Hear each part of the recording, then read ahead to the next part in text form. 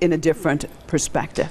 I agree, if I'm following the hegemonic line, that this was a legitimate disease that just occurred freely in nature. But since I do not, frankly, what President Barack Obama should have done is call for secession of all American NGOs, corporations, not-for-profits doing non-consensual human experimentation in Africa and everywhere else in the world where it goes on. Ebola, I'm holding in my hands a patent that the US government gave for Ebola in 2012. It says it's invented and it was made in its abstract for experimentation. Governments in Africa were given about $140 million to let experimentation start in January of this year. And now we see people dying from it because it was a disease made to kill, and it's killing. And in reality, this late move, to me, has more to do with creating a panic so people can sell medication as well as kill Africans.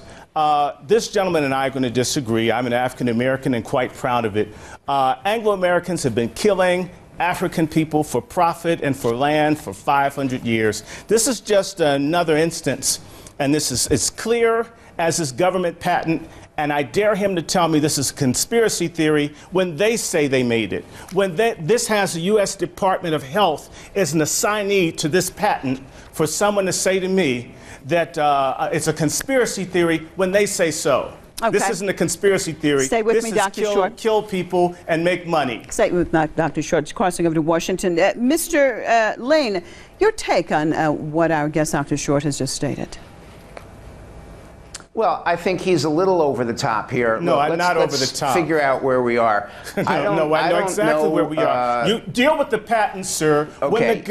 When the government says they give a patent for it, it's not over the top. Deal with the fact that I laid down. The fact is that it was made. It says it's invented. It has the name of the inventors on the patent. Okay, just check the internet. Let me cross over to Washington. Over the top. This is just being real. Stay with me, Dr. Short. Go ahead, Mr. Lane.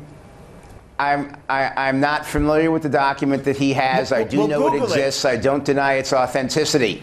But let's figure out why the government would have a patent on this. It looks to me, in the minimal amount of information I was able to find out about this document, this is a patent on a variant of the original disease. It's certainly well within reason, where when you're doing the research on cures and vaccines and things like that, that you would deal with variants on the disease and that you would use that as part of your research to find those cures and those vaccines. So the fact that the document exists and the fact that the document may be authentic is not in itself any sort of smoking gun. It is authentic.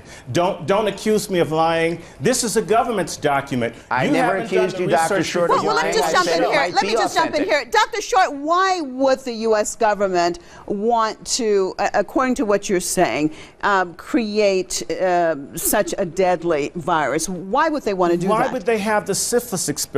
Why would they have the pellagra experiments?